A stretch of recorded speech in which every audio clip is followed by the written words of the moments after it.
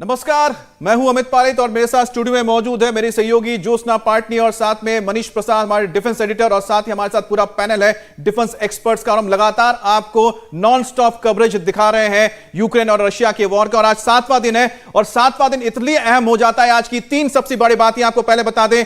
एक तो है कि जो भारतीय छात्र हैं उनको निकालने के लिए ऑपरेशन गंगा बहुत तेज हो चुका है, ग्लोब मास्टर रवाना हो चुके हैं। दूसरी बड़ी बात है कि रूस ने कहा है कि वो खार्किव से पैसेज दे रहा है भारतीय स्टूडेंट्स को और अपना बॉर्डर भी खोलेगा जिससे भारतीय स्टूडेंट्स को बाहर निकाला जा सकता है। और तीसरी बड़ी खबर यह है कि कीव और खार्किव की जो लड़ाई तो जारी है, लेकिन इस वक्त मारियापोल पर भी जबरदस्त अटैक शुरू हो चुका है और खेरसों जो इलाका था वो पूरी तरह से अब रशिया के कब्जे में जा चुका है। तो खार्किव पर रूसी सेना का सबसे भीषण हमला शुरू हो चुका है और खार्किव में सुबह से जबरदस्त गोलीबारी हो रही है। खार्किव में रूस के मिसाइल अटैक के बाद मेडिकल सेंटर तबाह हो गया है। रूसी सेना ने खार्किव का पुलिस हेडक्वार्टर भी तबाह कर दिया है। तो खार्किव से ये बड़ी खबर आ रही है। आप देखिए किस तरह से रूसी सेना द्वारा लगातार ये कोशिश की जा रही है कि पूरे खार्किव को अपने कंट्रोल में लिया जाए। और जो इस युद्ध में उसके बाद की जो तस्वीरें आप देख रहे हैं, खासकर खार्किव इलाके की रिहायशी इलाकों को अपना निशाना बनाया गया है। इसी बीच ये नई तस्वीर आप देख रहे हैं, यहां पर भी हमला हुआ है। और मनीष, इन तस्वीरों को देखकर कम से कम यह अंदाजा लगाया जा सकता है कि बहुत ही ज्यादा हाई इंटेंसिटी का यह हमला है, कुछ भी सलामत नहीं है। लगातार टारगेट किया गया, ये मिलिट्री बिलेट है, यानी किया गया।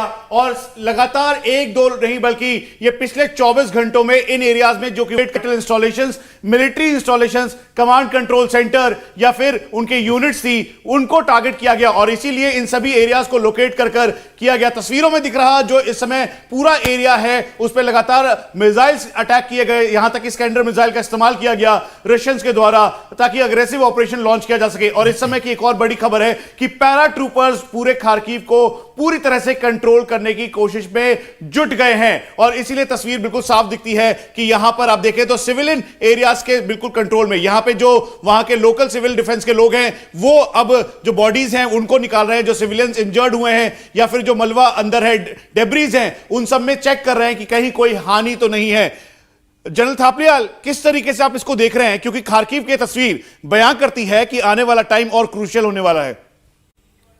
देखिए, रशिया ने सोचा था कि वो 3-4 दिन में ही यूक्रेन पे कब्जा कर लेंगे, लेकिन वो हुआ नहीं। यूक्रेन का जो रेजिस्टेंस है वो उनके लिए बहुत ज़्यादा साबित हो रहा है। इसलिए हम ये नहीं कह सकते कि लड़ाई कल ही बंद हो जाएगी, क्योंकि पहले कह रहे थे कि कीव जो है वो 2-3 दिन में ही कैप्चर हो जाएगा, वो हुआ नहीं। तो मेरे विचार से ये लड़ाई अभी चलेगी जी, लंबी चलेगी, लड़ाई चलेगी, लंबी चलेगी। इसी बीच एक और बड़ी खबर, खार्किव के पुलिस हेडक्वार्टर पर रूस का हमला हुआ है। खार्किव पुलिस हेडक्वार्टर पर रूस की मिसाइल गिरी है।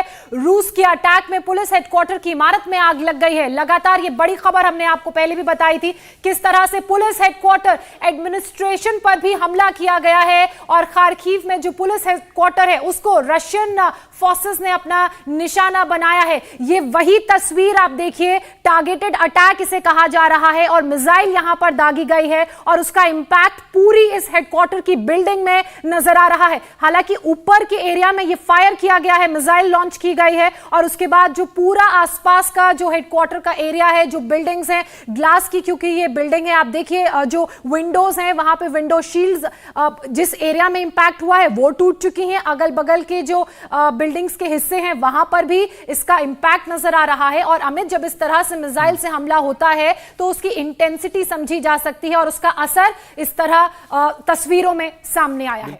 इंडिया टीवी हर वक्त हर जगह डाउनलोड करने के लिए सर्च करें India TV news Google play store या ऐप स्टोर पर।